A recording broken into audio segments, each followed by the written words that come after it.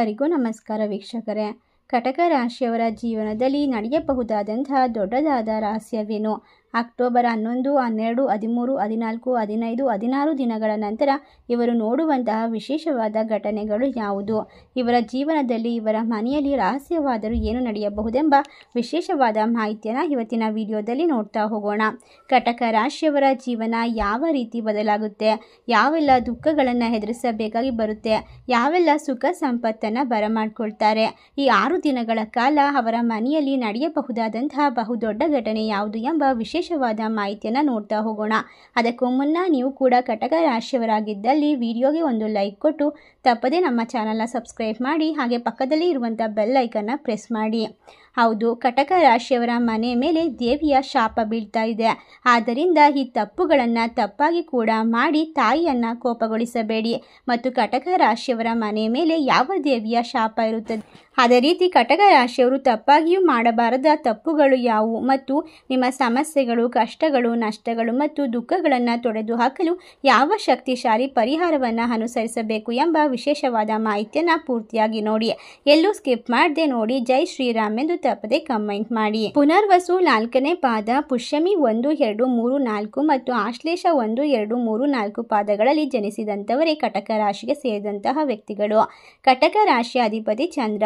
ಕರ್ಕಾಟಕ ರಾಶಿಯವರು ಪುರುಷರಾಗಲಿ ಅಥವಾ ಮಹಿಳೆಯರಾಗಲಿ ತುಂಬ ಸುಂದರ ಮತ್ತು ಆಕರ್ಷಿತರಾಗಿರ್ತಾರೆ. ಅವರನ್ನು ನೋಡುವುದರಿಂದಲೇ ಅವರಿಗೆ ಲಕ್ಷ್ಮಿಯ ಕನಸು ಮೂಡುತ್ತದೆ ಎಂದು ಹೇಳಬಹುದು. ಇನ್ನು ಕರ್ಕಾಟಕ ರಾಶಿಯ ಅಧಿಪತಿ ಚಂದ್ರನಾಗಿರುವುದರಿಂದ ಅವರ ಮನಸ್ಸು ತುಂಬ ಸೂಕ್ಷ್ಮವಾಗಿರುತ್ತದೆ. ಅವರು ಪರಿಶುದ್ಧವಾಗಿರ್ತಾರೆ. ಅವರ ಮನಸ್ಸು ಕೋಪದಷ್ಟೇ ಮೃದುವಾಗಿರುತ್ತದೆ. ಅಷ್ಟೇ ಅಲ್ಲದೆ ಅವರನ್ನು ನೋಡುವ ಯಾರಾದರೂ ಕೂಡ ತುಂಬ ಸುಂದರ ಎಂದು ಹೇಳದೆ ಇರಲು ಸಾಧ್ಯವೇ ಇಲ್ಲ. ಅಷ್ಟು ಸುಂದರ ಮತ್ತು ಆಕರ್ಷಕ ನೋಟವನ್ನು ಹೊಂದಿರ್ತಾರೆ. ನಿಮ್ಮನ್ನು ಹೆಚ್ಚು ಹೆಚ್ಚು ನೋಡುವಂತೆ ಮಾಡುತ್ತದೆ ಅವರ ವ್ಯಕ್ತಿತ್ವ. ತುಂಬ ಒಳ್ಳೆಯವರು ಮತ್ತು ಮನಸ್ಸು ಕೂಡ ತುಂಬ ಶುದ್ಧವಾಗಿರುತ್ತೆ. ಕನಸಿನಲ್ಲಿಯೂ ಸಹ ಯಾರಿಗೂ ಕೂಡ ಹಾನಿಯನ್ನು ಉಂಟು ಮಾಡದೇ ಇರುವಂತಹ ವಿಶೇಷವಾದ ವ್ಯಕ್ತಿತ್ವ ಅವರದ್ದು. ಅದೇ ರೀತಿ ಕಟಕ ರಾಶಿಯವರು ಬಹಳಷ್ಟು ಕಷ್ಟ ನೋವುಗಳನ್ನು ಅನುಭವಿಸಿದಂತಹ ವ್ಯಕ್ತಿಗಳಾಗಿರ್ತಾರೆ. ಕಟಕ ರಾಶಿಯವರ ಜೀವನದಲ್ಲಿ ಒಂದು ದೊಡ್ಡ ಸತ್ಯವನ್ನು ಕಲಿತ ವ್ಯಕ್ತಿ ಎಂದು ಹೇಳಬಹುದು.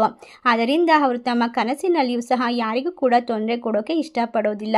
ಅವರಿಗೆ ಬಹಳಷ್ಟು ನೋವುಗಳಿದ್ರೂ ಕೂಡ ಎಲ್ಲವನ್ನ ಸಹಿಸಿಕೊಂಡು ಹೋಗುವಷ್ಟು ಬೆಟ್ಟದಷ್ಟು ತಾಳ್ಮೆ, ಸಮುದ್ರದಷ್ಟು ಆಳವಿರುತ್ತದೆ ಅವರ ಜೀವನದಲ್ಲಿ. ಎಲ್ಲವನ್ನ ಕೂಡ ಮುಂದೆ ನಿಂತು ಯಾವುದೇ ಒಂದು ತೊಂದರೆ ಬಂದರೂ ಕೂಡ ಜಯಿಸುವಂತಹ ಸಾಮರ್ಥ್ಯವನ್ನು ಕಟಕ ರಾಶಿಯವರು ಹೊಂದಿರ್ತಾರೆ. ಅದೇ ರೀತಿ ಸಮಾಜದಲ್ಲಿ ಅನೇಕ ಜನರು ಹಾಗೆ ಇರುತ್ತಾರೆ. ಮುಂದಿನ ದಿನಗಳಲ್ಲಿ ಈ ರಾಶಿ ಚಕ್ರ ಚಿಹ್ನೆಗಳ ಜೀವನ ಹೇಗಿರುತ್ತದೆ? ನಾವು ನೋಡಿದರೆ ಫಲಿತಾಂಶಗಳು ಸ್ವಲ್ಪ ಮಿಶ್ರಿತವಾಗುವ ಸಾಧ್ಯತೆ ಬಲವಾಗಿರುತ್ತೆ. ಜೀವನವು ಯಾವಾಗಲೂ ಒಂದೇ ಆಗಿರೋದಿಲ್ಲ. ಏರಿಳಿತಗಳು ಸಹಜ. ನೀವು ಈ ಅವಧಿಯನ್ನು ಪರೀಕ್ಷಾ ಸಮಯವೆಂದು ಪರಿಗಣಿಸಿ ತಾಳ್ಮೆ ಮತ್ತು ಬುದ್ಧಿವಂತಿಕೆಯಿಂದ ಮುಂದುವರಿಯಬೇಕು. ಕೆಲಸ ಮಾಡುತ್ತಿರುವಂತಹ ಈ ಜನರು ರಾಶಿಯಲ್ಲಿರುವಂಥವರಿಗೆ ಬಹಳಷ್ಟು ಒತ್ತಡ ಅಗಾಧವಾಗಿ ಹೆಚ್ಚಾಗುವ ಸೂಚನೆಗಳು ಸಿಗ್ತಾ ಹೋಗುತ್ತೆ. ನಿಮ್ಮ ಮೇಲಾಧಿಕಾರಿಗಳು ನಿಮ್ಮ ಮೇಲೆ ಹೆಚ್ಚುವರಿ ಜವಾಬ್ದಾರನ ಏರಬಹುದು. ನೀವು ನಿರ್ದಿಷ್ಟ ಸಮಯದೊಳಗೆ ಯೋಜನೆಯನ್ನು ಪೂರ್ಣಗೊಳಿಸುವಂತಹ ನಿರೀಕ್ಷೆ ಕೂಡ ಇಟ್ಕೊಳ್ಬಹುದು. ಇದು ನಿಮ್ಮನ್ನು ಮಾನಸಿಕವಾಗಿ ದಣಿದಂತೆ ಮಾಡುತ್ತೆ. ಕೆಲಸದ ಹೊರೆ ಹೆಚ್ಚಾಗುವುದರಿಂದ ಕಿರಿಕಿರಿ, ಆತಂಕ ಅನುಭವಿಸಬಹುದಾಗಿದೆ. ಇದಾಗಿಯೂ ಸಹ ನೀವು ಸಮಾಜದಲ್ಲಿ ಉತ್ತಮವಾದ ಹೆಸರನ್ನು ತರಬೇಕು ಎನ್ನುವಂತಹ ಶ್ರಮ, ಕಷ್ಟಕ್ಕೆ ಮುಂದೆ ಸಾಕ್ತಾನೆ ಇರ್ತೀರಾ. ಇನ್ನು ಇವೆಲ್ಲ ಕೆಲಸವನ್ನ ಹೊರೆ ಇದ್ರೂ ಕೂಡ ಕೋಪಕ್ಕೆ ಒಳಗಾಗಬಾರದು. ಯಾವುದೇ ಕೆಲಸವನ್ನ ಪ್ರಾರಂಭಿಸುವ ಮೊದಲು ಅದನ್ನು ಹೇಗೆ ಮತ್ತು ಯಾವ ಸಮಯದೊಳಗೆ ಪೂರ್ಣಗೊಳಿಸಬೇಕು ಎಂಬುದರ ಕುರಿತು ಸ್ಪಷ್ಟವಾಗಿ ಯೋಜನೆಯನ್ನು ನೀವು ಸಿದ್ಧಪಡಿಸಿಕೊಳ್ಬೇಕು. ಕೆಲಸವನ್ನ ಆದ್ಯತೆಯ ಕ್ರಮದಲ್ಲಿ ವಿಂಗಡಿಸಿ ಪೂರ್ಣಗೊಳಿಸಿ ನೀವು ಒತ್ತಡವನ್ನು ಬಹಳ ಮಟ್ಟಿಗೆ ಕಡಿಮೆ ಮಾಡಿಕೊಳ್ಬಹುದಾಗಿದೆ. ಕೆಲಸದಲ್ಲಿ ಅಂದರೆ ಕಚೇರಿಯಲ್ಲಿ ನಿಮ್ಮ ಸಹೋದ್ಯೋಗಿಗಳೊಂದಿಗೆ ನೀವು ಕೆಲಸದ ತೊಂದರೆಗಳು ಅಥವಾ ಸಂಘರ್ಷವನ್ನು ಎದುರಿಸಬೇಕಾಗುತ್ತೆ.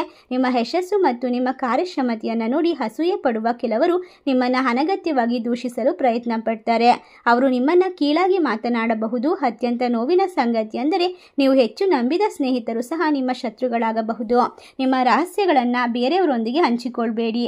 ನಿಮ್ಮ ದೌರ್ಬಲ್ಯಗಳನ್ನು ಬಹಿರಂಗಪಡಿಸಬೇಡಿ. ನಿಮ್ಮ ಮಾತುಗಳ ಬಗ್ಗೆ ಜಾಗರೂಕರಾಗಿರಿ. ಅಗತ್ಯವಾದ ವಾದವನ್ನು ತಪ್ಪಿಸಬೇಕು, ಅನಗತ್ಯವಾದ ವಾದವನ್ನು ಕೂಡ ತಪ್ಪಿಸಬೇಕು. ಯಾರ ಜೊತೆನೂ ಕೂಡ ಜಾಸ್ತಿ ಮಾತಾಡೋದು ಈ ಒಂದು ಸಂದರ್ಭದಲ್ಲಿ ಉತ್ತಮವಲ್ಲ. ಇನ್ನು ಈ ಅವಧಿಯಲ್ಲಿ ಹಣಕ್ಕೆ ಸಂಬಂಧಿಸಿದಂತಹ ಚಿಂತೆಗಳು ನಿಮ್ಮನ್ನು ಹೆಚ್ಚು ಕಾಡುತ್ತವೆ. ಆದಾಯಕ್ಕಿಂತ ಖರ್ಚುಗಳು ಹೆಚ್ಚಾಗುವ ಸಾಧ್ಯತೆ ಇದ್ದು ಆರೋಗ್ಯ ಸಮಸ್ಯೆ ಅಥವಾ ಕುಟುಂಬದಲ್ಲಿ ಅಶುಭ ಘಟನೆಗಳು ನಡೆಯುವ ಸಾಧ್ಯತೆ ಇದೆ. ಕೈಯಲ್ಲಿ ಹಣದ ಕೊರತೆಯಿಂದಾಗಿ ಮನಸ್ಸು ಗೊಂದಲಮಯ ಮತ್ತು ಚಂಚಲವಾಗ್ತಾ ಹೋಗುತ್ತೆ. ಭವಿಷ್ಯದಲ್ಲಿ ಏನಾಗುತ್ತದೆ ಎಂಬ ಭಯವು ನಿಮ್ಮನ್ನು ಕಾಡತೊಡಗುತ್ತೆ. ಅಂತಹ ಸಮಯದಲ್ಲಿ ನೀವು ಗಳಿಸುವ ವಕ್ರ ಮಾರ್ಗ ಮಾರ್ಗಗಳ ಕಡೆಗೆ ನಿಮ್ಮ ಮನಸ್ಸನ್ನು ತಿರುಗಿಸಬಾರದು. ಅದೇ ರೀತಿ ಸುಲಭವಾಗಿ ಹಣ ಪಡೆಯುವ ಭರವಸೆಯೊಂದಿಗೆ ನೀವು ತಪ್ಪು ಕೆಲಸಗಳನ್ನು ಮಾಡಿದರೆ ಭವಿಷ್ಯದಲ್ಲಿ ನೀವು ಗಂಭೀರ ಸಮಸ್ಯೆಯನ್ನು ಎದುರಿಸಬೇಕಾಗಿ ಬರುತ್ತೆ. ನೀವು ಸಾಮಾಜಿಕ ತೊಂದರೆಗಳನ್ನು ಎದುರಿಸಬೇಕಾಗಿ ಬರಬಹುದು. ಪ್ರಾಮಾಣಿಕವಾಗಿ ಮತ್ತು ಕಠಿಣ ಪರಿಶ್ರಮದಿಂದ ಕೆಲಸ ಮಾಡಿ. ಈ ಒಂದು ಸಮಯದಲ್ಲಿ ನೀವು ಮಾಡುವಂತಹ ಪ್ರಯತ್ನ ವ್ಯರ್ಥವಾಗುವುದಿಲ್ಲ. ಅದು ನಿಮ್ಮ ಭವಿಷ್ಯದ ಪ್ರಗತಿಗೆ ಬಲವಾದ ಅಡಿಪಾಯವಾಗ್ತಾ ಹೋಗುತ್ತೆ. ನಿಮ್ಮ ಸಮಸ್ಯೆಗಳನ್ನು ಕುಟುಂಬ ಸದಸ್ಯರೊಂದಿಗೆ ಹಂಚಿಕೊಳ್ಳುವ ಮೂಲಕ ನೀವು ಮಾನಸಿಕ ಶಾಂತಿಯನ್ನು ಪಡೆದುಕೊಳ್ಳಬಹುದು. ಅವರೊಂದಿಗೆ ಸಂತೋಷದಿಂದ ಸಮಯ ಕಳೆಯಲು ಪ್ರಯತ್ನ ಮಾಡಬೇಕು. ಈ ರಾಶಿ ಚಕ್ರದ ಜನರು ಈ ಅವಧಿಯಲ್ಲಿ ಆರೋಗ್ಯದ ವಿಚಾರದಲ್ಲೂ ಕೂಡ ಸ್ವಲ್ಪ ಗಮನವನ್ನು ಕೊಡಬೇಕು. ಆರೋಗ್ಯ ಸಮಸ್ಯೆಗಳನ್ನು ನಿರ್ಲಕ್ಷಿಸಬಾರದು. ನಿದ್ರೆ ಮತ್ತು ದೈನಂದಿನ ಕಾರ್ಯಗಳನ್ನು ವಿಶೇಷವಾಗಿ ನೀವು ಮುಂದುವರಿಸೋದ್ರಿಂದ ಎಲ್ಲ ರೀತಿಯ ತೊಂದರೆಗಳನ್ನು ನಿವಾರಣೆ ಮಾಡಿಕೊಳ್ಳಬಹುದು. ಆರ್ಥಿಕ ಸಮಸ್ಯೆಗಳನ್ನು ಬಹಳಷ್ಟು ಎದುರಿಸ್ತಾ ಇರ್ತೀರಾ. ಆರ್ಥಿಕ ಸಮಸ್ಯೆಗಳಿಂದ ಸಂಪೂರ್ಣವಾಗಿ ಮುಕ್ತಿಯನ್ನು ಪಡೆದುಕೊಳ್ಳಲು ಶಾಂತಿಯುತವಾದ ಜೀವನವನ್ನು ನಡೆಸಲು ನಿಮಗೆ ಸ್ವಲ್ಪ ಸಮಯ ಬೇಕಾಗುತ್ತೆ. ನೀವು ತಾಳ್ಮೆಯಿಂದ ಇರಬೇಕು. ಹಣಕಾಸು ಮತ್ತು ಕೆಲಸದ ವಿಷಯದಲ್ಲಿ ನೀವು ನಿರೀಕ್ಷಿಸಿದ ಅದ್ಭುತ ಫಲಿತಾಂಶವನ್ನು ನೋಡಲು ನೀವು ಸ್ವಲ್ಪ ಸಮಯ ಕಾಯಬೇಕಾಗುತ್ತೆ. ಗ್ರಹಗಳ ಅನುಕೂಲಕರವಾದ ಪರಿಸ್ಥಿತಿಗಳಿಗಾಗಿ ನೀವು ಕಾಯಲೇಬೇಕು. ಈ ಸಮಯದಲ್ಲಿ ಕೆಲವರು ನಿಮ್ಮನ್ನು ನೋಯಿಸಲು ಸಿದ್ಧವಾಗಿರ್ತಾರೆ. ಇದು ನಿಮಗೆ ಆರ್ಥಿಕವಾಗಿ ಹಾನಿಯನ್ನು ಉಂಟು ಮಾಡಬಹುದು. ಈ ಸಂದರ್ಭದಲ್ಲಿ ಯಾವುದೇ ಅನುಮಾನ ಅವಮಾನ ನಿಮ್ಮನ್ನು ಎದುರಿಸಿದ್ರೂ ಕೂಡ ನೀವು ತಲೆ ಕೆಡಿಸ್ಕೊಳ್ಳೋ ಅಗತ್ಯ ಇಲ್ಲ. ನೀವು ಮಾಡುವ ಕೆಲಸದಲ್ಲಿ ನಿಮ್ಮ ದಯೆ ಮತ್ತು ಶ್ರೇಷ್ಠತೆಯನ್ನು ತೋರಿಸುತ್ತೀರಿ. ನೀವು ಮಾಡುವ ಈ ನಿಸ್ವಾರ್ಥ ಸೇವೆಯು ಸಮಾಜದಲ್ಲಿ ನಿಮಗೆ ಒಳ್ಳೆಯ ಹೆಸರು ಗೌರವವನ್ನು ಗಳಿಸುವಂತೆ ಮಾಡುತ್ತೆ. ಈ ರೀತಿಯಾಗಿ ನಿಮ್ಮನ್ನು ತಪ್ಪಾಗಿ ಅರ್ಥೈಸಿಕೊಂಡವರು ಸಹ ನಿಮ್ಮನ್ನು ಒಳ್ಳೆಯತನವನ್ನು ಅರ್ಥ ಮಾಡಿಕೊಳ್ತಾರೆ ಮತ್ತು ನಿಮ್ಮೊಳಗಿನ ಸ್ನೇಹವನ್ನು ಮರಳಿ ಪಡೆದುಕೊಳ್ತಾರೆ. ಈ ಸಮಯವು ಅವಕಾಶಗಳಿಗೆ ಸೂಕ್ತವಾಗಿದೆ. ನೀವು ನಿರ್ಗತಿಕರಿಗೆ ಯಾವುದೇ ಸಹಾಯ ಮಾಡಿದರೂ ಕೂಡ ನೀವು ಅವರ ಜೀವನದಲ್ಲಿ ದೊಡ್ಡ ಒಳಿತನ್ನು ಮಾಡುತ್ತಿದ್ದೀರಿ ಎಂದು ಅವರು ಭಾವಿಸುತ್ತಾರೆ. ಅವರ ಆಶೀರ್ವಾದಗಳು ನಿಮಗೆ ಭಗವಾನ್ ರಾಮನ ರಕ್ಷಣೆಯಂತೆ ಕಾಯುತ್ತದೆ. ಉದ್ಯಮಿಗಳಿಗೆ ಮುಂಬರುವ ದಿನಗಳಲ್ಲಿ ವಿಶೇಷವಾಗಿ ಗೆಲುವು ಸಾಧಿಸುವ ಸಾಧ್ಯತೆ ಇರೋದ್ರಿಂದ ವ್ಯವಹಾರದಲ್ಲಿ ಲಾಭ ಹೆಚ್ಚಾಗ್ತಾ ಹೋಗುತ್ತೆ, ನಷ್ಟಗಳು ಕಡಿಮೆ ಆಗ್ತಾ ಹೋಗುತ್ತೆ. ಈ ಸಂದರ್ಭ ಯಾವುದೇ ಕಷ್ಟ ನಷ್ಟಗಳು ಬಂದರೂ ಕೂಡ ಹೆದರುವ ಅವಶ್ಯಕತೆ ಇಲ್ಲ.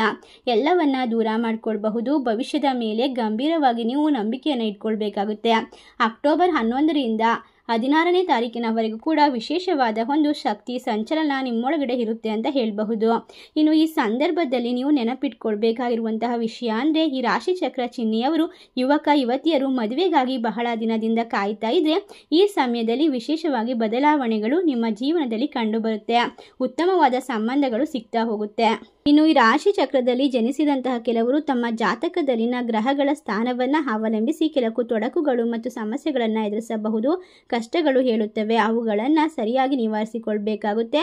ಇದರಿಂದ ಮುಂದೆ ಸಾಗಿದರೆ ಮಾತ್ರ ಅದು ಸಾಧ್ಯ. ರಾಶಿ ಚಕ್ರ ಚಿಹ್ನೆಯ ಜನರು ಆನಂದವಾಗಿರೋದ್ರಿಂದ ಈ ರಾಶಿ ಚಕ್ರ ಚಿಹ್ನೆಯವರ ಮೇಲೆ ಮನೆಯ ಮೇಲೆ ದೇವತೆಯ ಶಾಪವಿದೆ ಎಂದು ನಾವು ಮೊದಲೇ ಹೇಳಿದ್ದೇವೆ. ಹೌದು, ನೀವು ಕೇಳುತ್ತಿರುವುದು ನಿಜ. ಆ ಶಾಪದಿಂದಾಗಿ ನೀವು ಜೀವನದಲ್ಲಿ ಹಲವಾರು ರೀತಿಯಲ್ಲಿ ಮೇಲೇರಲು ಸಾಧ್ಯವಾಗ್ತಾ ಇಲ್ಲ. ಆ ಶಾಪದಿಂದಾಗಿ ನೀವು ಖಂಡಿತವಾಗಿ ಕೆಲವು ಮುನ್ನೆಚ್ಚರಿಕೆಯನ್ನು ತೆಗೆದುಕೊಳ್ಬೇಕು.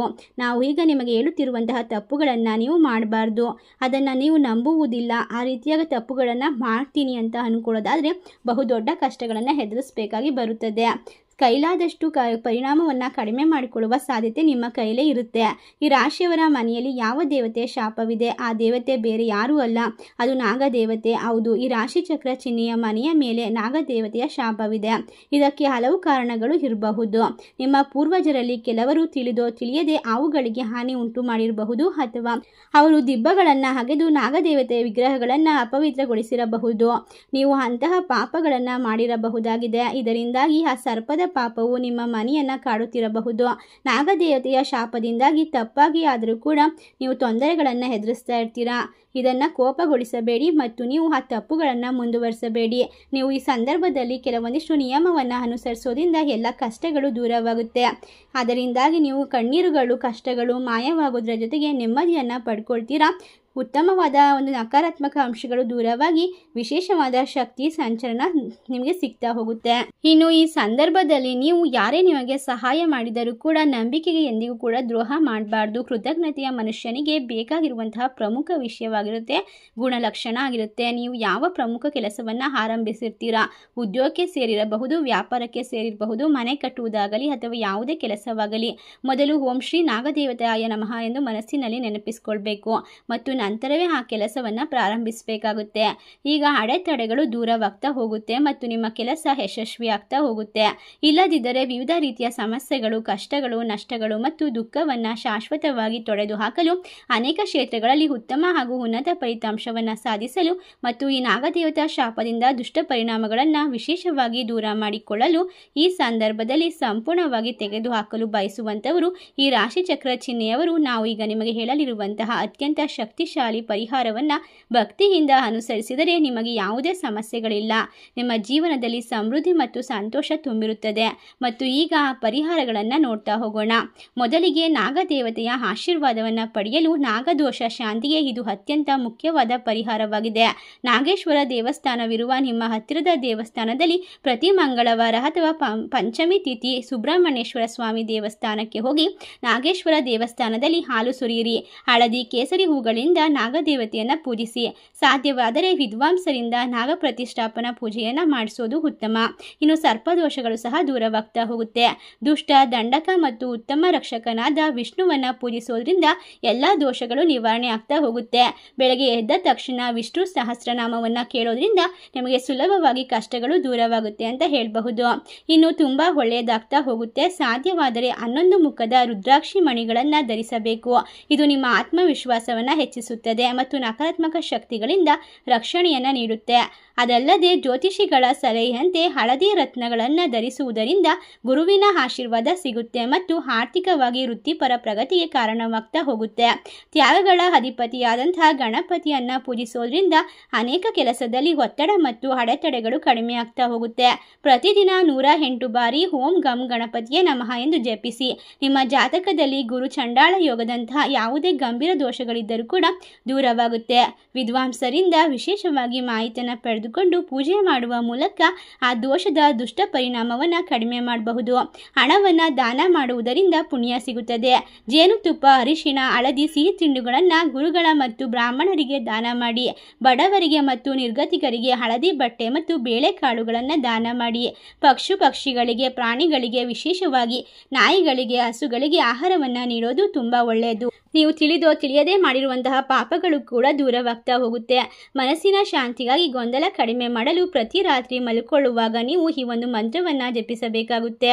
ಓಂ ಚಂದ್ರಮಾಸೆ ನಮಃ. ಈಗ ನಾವು ಉಲ್ಲೇಖಿಸಿರುವ ಈ ಮಂತ್ರವನ್ನು ಭಕ್ತಿಯಿಂದ ಅನುಸರಣೆಯಾಗಿ ಪರಿಹಾರವನ್ನು ಮಾಡಿಕೊಳ್ಳೋದ್ರಿಂದ ನಿಮ್ಮ ಜೀವನದಲ್ಲಿ ಸಮಸ್ಯೆಗಳು, ಅಡೆತಡೆಗಳು ಕ್ರಮೇಣವಾಗಿ ಕಣ್ಮರೆಯಾಗುತ್ತೆ. ಸರ್ಪದೇವತೆಯ ಶಾಪವು ಕೂಡ ದೂರವಾಗುತ್ತೆ. ಇದರಿಂದಾಗಿ ನಿಮ್ಮ ಸಂಪತ್ತು ವೃದ್ಧಿಯಾಗುತ್ತೆ. ಕಷ್ಟ ಕಾರ್ಪಣ್ಯಗಳಿಂದ ಪರಿಹಾರ, ಆರೋಗ್ಯ, ಸಂತೋಷ, ಸಮೃದ್ಧಿಯೊಂದಿಗೆ 100 ವರ್ಷಗಳ ಕಾಲ ಜೀವನದಲ್ಲಿ ನೆಮ್ಮದಿಯನ್ನು ಕಂಡುಕೊಳ್ಬಹುದು. ಹಣದ ಕೊರತೆ ಎಂದಿಗೂ ಕೂಡ ನಿಮ್ಮನ್ನು ಕಾಡೋದಿಲ್ಲ.